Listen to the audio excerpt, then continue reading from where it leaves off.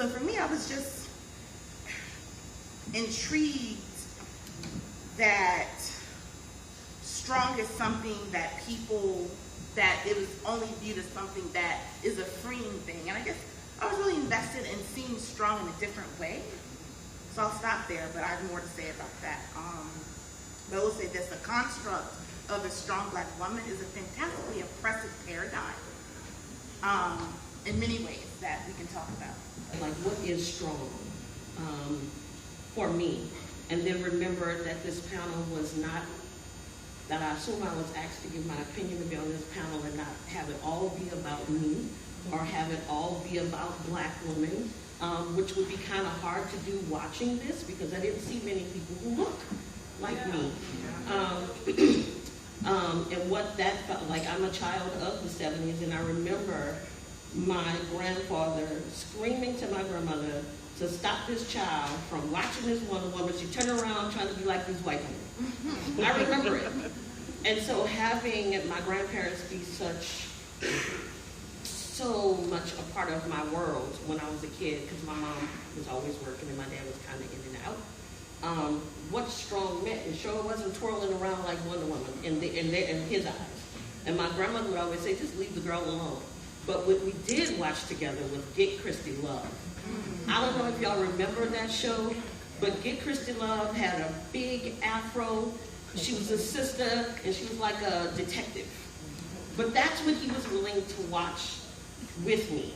And so I couldn't help but think, well, he didn't like that Wonder Woman thing too much, but he could go for Get Christy Love, because she, kicked some butt in a different kind of way. Sexism and all of those other things were a part of it.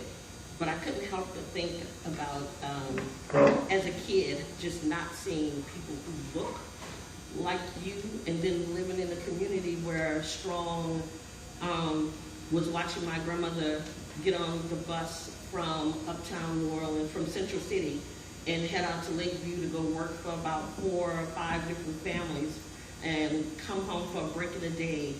That was my strong. And other images like that throughout my childhood and growing up. I try to take the idea of strength not as being what was portrayed here as physical ability, this violent physical ability. And I thought, I went immediately to what artists think is strong, what I think is strong. And so the first thing that came out was the strength of imagination. And so I understand that Wonder Woman was created by a man, and one thing in doing my light research, because I was just so fascinated by her character, and not so much as a child, that she wasn't really on my radar. I saw some of the shows and lightly played with the comics, but she didn't really interest me that much. One of the things that was not mentioned in the movie, which is important, is that while Marston did kind of champion creating this character, his wife and their lover, because they were in a polyamorous relationship, which is very telling, right? When you think about a lot of the visual depictions of Wonder Woman in the comic books and later in the series, is that they really had a central key role in creating her also, but they're not mentioned in a lot of the history. So that's strong, like the fact that he wanted to create this superhero, and his wife and lover said, make her female, and give her these abilities, but make her female, and tell us the origin story, use Greek mythology, but make her female. There's enough men out there, there's enough, that kind of depiction. And how that later got translated into some of the visual stuff we see as her being really, really physical and really violent. And so I kind of was not, seeing the strength that I can connect to. I think that's what we're saying. I didn't connect to that visual, strength. There seemed to be, and I don't know if you picked it up at the end, almost a kind of melancholy spirit about Wonder Woman and where she had gone and where do we go from here. And I guess the follow-up to that would be, and Gloria Steinem said it, she's going to be what we make of her. Do we need to make anything of her? Do we need Wonder Woman and these kinds of characters in order to perpetuate notions of strength for women and girls? I would say yes, only because I like, it's like Soraya just said, the imagination and being a kid and watching what that does for even myself. We talk about young people, but you know, just a chance to step outside of yourself. And when I look in this room right now, there are tons of strong women I know in this room, and I know them personally, and I consider them to be my sisters and my friends. But sometimes it's just nice to step outside of what it means for us to be strong living at this time in this world. You know, I can look at anybody and we can get to a whole conversation about all the stuff reasons why we have to be strong. And girl, you know, this is happening. We can come up with all of it. So it's nice sometimes to open up a book or to turn on the television and it kind of just takes you there. You know, we all just went to Xavier Butler, a meeting about Xavier Butler. And it was amazing. You have no idea what that did for us. Like, we were like little kids, like, yes, let me go away. I have to learn how to do something else, you know, just in case. It's the ability to think about ourselves other than our everyday existence, just an hour or two a day, something different. So I do think we need that. Yeah. I agree. We need them, but I think the context in which they are depicted and how we need them needs to be explored some more. Again, very little women of color film on screen. Even fewer, credits to the artists of color who do this work and the writers of color who are doing the work.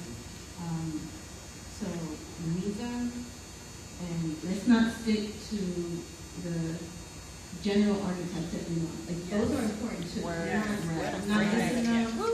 You know, I'm not gonna berate them because they're real. Deon and I were talking about this yesterday. Like, the problem is not that we see, big, black, loud, sexually progressive, free, whatever you want to call it, women, women of color, however you want to put it, is that we don't see enough of other kinds of women. And so that the story it's not moving, it's not fluid, it's stuck. So we need to see more depictions of all kinds of women of various abilities, and that's the other issue I have.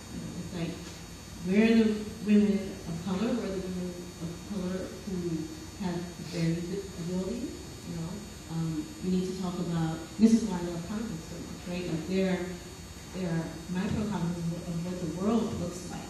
And so we have a lot of power in how we can tell our stories. And so I could write in, or I can create the type of woman that you want to see. And she might look like me, and she might not, but we have to keep pushing those typical, archetypes. I'm thinking about the question, and I would have to say that I'm pretty ambiguous about how I feel about that. And it's because it's not so much that it's not important to have these figures, like having to be extraordinary or superhero or people like to look up to, but I need that to happen as long as a reshift in how we value the folks that are super women every day. Like, I was really intrigued and just very happy in terms of the woman who is a mom and had a tattooed Wonder Woman, and that she was portrayed on there finally, because I wasn't really seeing anything in the film, but I was like, wow, like, this is something that grasped me and the people that I was raised around. Because it's not just about me, like you said, it's about the people like look like you and who raised you and whose blood is in your veins and is in this land. And her story and her words, it was very powerful in my opinion, because she's talking about it's an act of, it is a superior, it is a super act. I'm able to wake up and hold it down the way that I hold, like I have held it down. Like, historically, I feel like in many ways, I agree, Black women are super.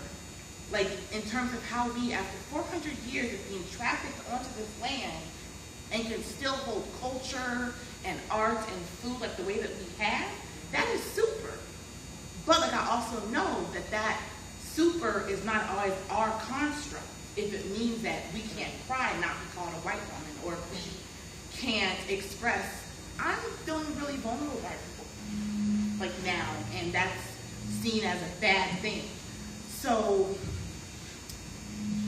it's important to have a Wonder Woman-like person, not Wonder Woman, but someone who maybe has a powerful fro and has weapons and, not weapons, but tools in her fro, and uses those tools to stop the demolition of public housing with her pit, you know what I mean? Or someone who has something else in her afro and uses it, like, as far as in the air to stop the pollution. Like, that's kind of bad. Like, that's a superhero, you know, that I would like to see, but still value folks who are doing it every day, who aren't seen as sexy, like, you know, like these women on this panel and, you know, folks in the audience.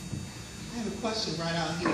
Actually, it's more of a comment. I just read recently the comedies of this last decade are really portraying women as strong women, and it's actually, they're worried that boys aren't growing up with ambition, because if you think about, and it's white and black, but you think about a lot of these comedies, the woman works, she's an executive, she's wearing a suit, she comes home, and the guy is sitting in sweats on the couch.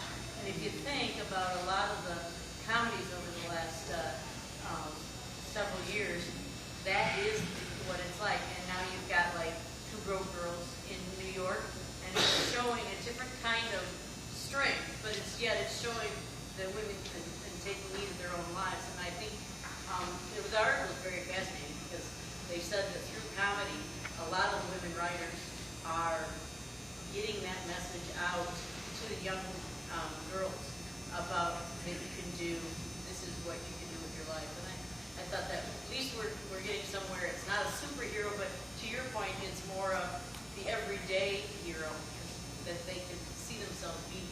As I sat through the film, I was bored to tears, because I couldn't relate to it the same way I couldn't relate to it when it was actually on TV. I always saw it as just a cartoon.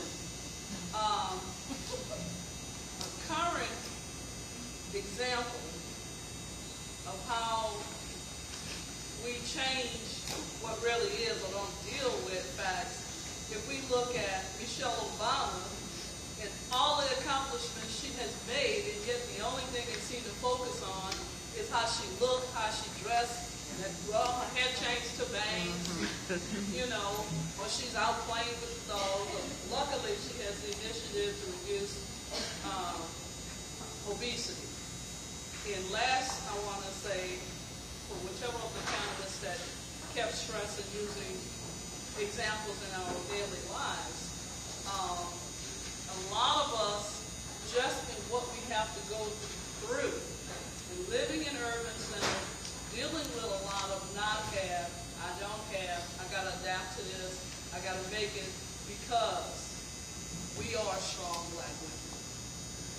You know, it would seem as though this notion, since we're kind of moving into the narrative of the strong woman, the superwoman, it would seem as though there is a positive and a negative side here that we're having to negotiate.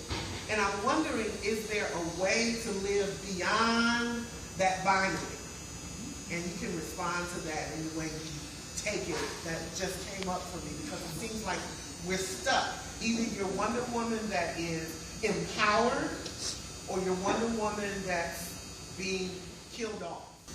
First of all, I'm one of those people that I try to resist that idea of strong,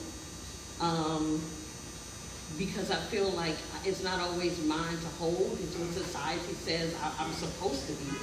You know, I'm supposed to be. One, because I'm black, so I'm supposed to be. And then I'm a woman, so I'm supposed to be. And then you're a mother, and then you have to, I'm a grandmother, And I've been on Grandma Duty all week, and hats off to, I don't know how my grandmother did it, and she had much more than 2 that I had to deal with this week. Or when I think about how I bond with Rosanna Cruz as just mamas and activists, and how we roll in the day. How's your day? How's your week? We'll go for a walk. I really try to resist all in my almost 45 years of what people say is strong, because I'm here to tell you, holding on to that strong is making me weak. Yes. Yes. Holding on to that strong is tearing me completely apart, because you run women with a vision. You're the ED. You're responsible for this. You're responsible for that. And you have to be this face. And you have to have this energy. Well, some days I don't want it. Some days I don't want it. And I'm resisting, which is my new thing in 2013, is if I need a day to watch TV and play on my iPad, I'm taking it. I don't want to be strong today. I don't want to talk to our father today. I don't want to do anything. And if you consider me weak, if you consider me lazy, then so be it. And so strong for me is those days that I give myself, and my friends take those days and we do nothing. We ain't gonna do nothing. I don't want to do anything. Or the times where, because I feel like that's that thing, not just about Black women, because just women in general, that little shelf that society has made just for you, and we all have to stand on it. And I didn't know we could go off the edge, because off the edge is like losing. Like if you go off the edge, it's always been, for me, in the way I see it, and the way it's historically been shown to me, if we go off the edge, you failed. If you cry, the kids didn't pass today, they got an F, they did this, your partner's unhappy, you didn't cook right, whatever it is, and I don't cook, I just do that. Just an example. Any of those things, society, I didn't know we could fall off the cliff. Nobody told me this. Because I probably would have did it a couple of times and got myself back up. But there's so many times, and I think what that does to us is, when I think about the media, the mainstream media, like if you ain't strong, then you're something else. If you're not a woman, then you might be a whore.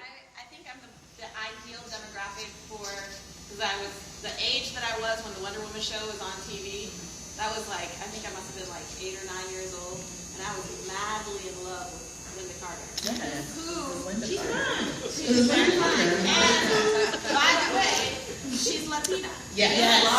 Yes. So Yes. one of the things that I want to say about this idea of, which is hidden, like she's portrayed as a white woman.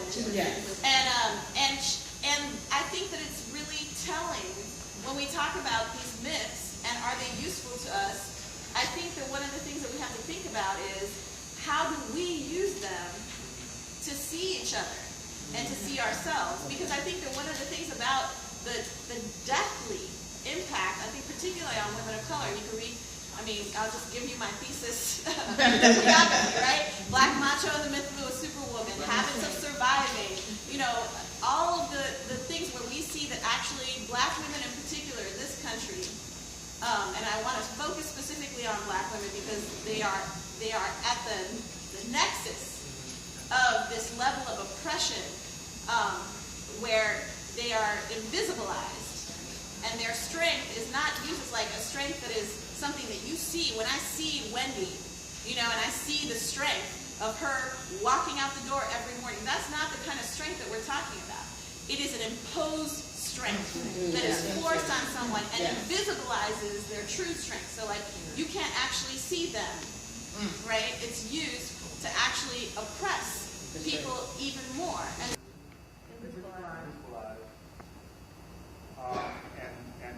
strength. I think in terms of different time periods, and I think in terms of my mother, who is now passed on, but who as a little boy, I was the oldest of 5, and how she was regularly beat by the men that came through our lives. And it made a tremendous impression on me about how evil men can be. And my mother, when I look back now that I didn't notice things then, how her head stayed high. And she kept things moving. She kept the food on the table. She kept clothes there, ironed, house done, going to school, everything. And then it wasn't until I became of some size and some relative strength that I was able to stop that bull crap with some physical insertion on my part to stop that, and it completely stopped. But that history that I remember is just painful. But she was extremely strong. And yes, she went down St. Charles Avenue with her white shoes and her white outfit to do housekeeping. And she did all of that, and she came home late at night. And that was tremendous. Choosing riding through the sky, holding a lightning bolt, and staving off evil demons. Yes. And her name is Oya, Ashé. And I just want to remind us in the comments that we're making That there is a beautiful pantheon of very complex, multifaceted female mythological figures known as the Orisha that are still rising. They're on the rise. The Orisha are returning, and I look forward to seeing them begin to be portrayed on TV, because they'll get there, and in comic books, and our artists are always bringing the Orisha out more and more. And you know, we have a gorgeous pantheon of ancestral nuance with these women characters. Oba, Oya, Oshun, all warriors.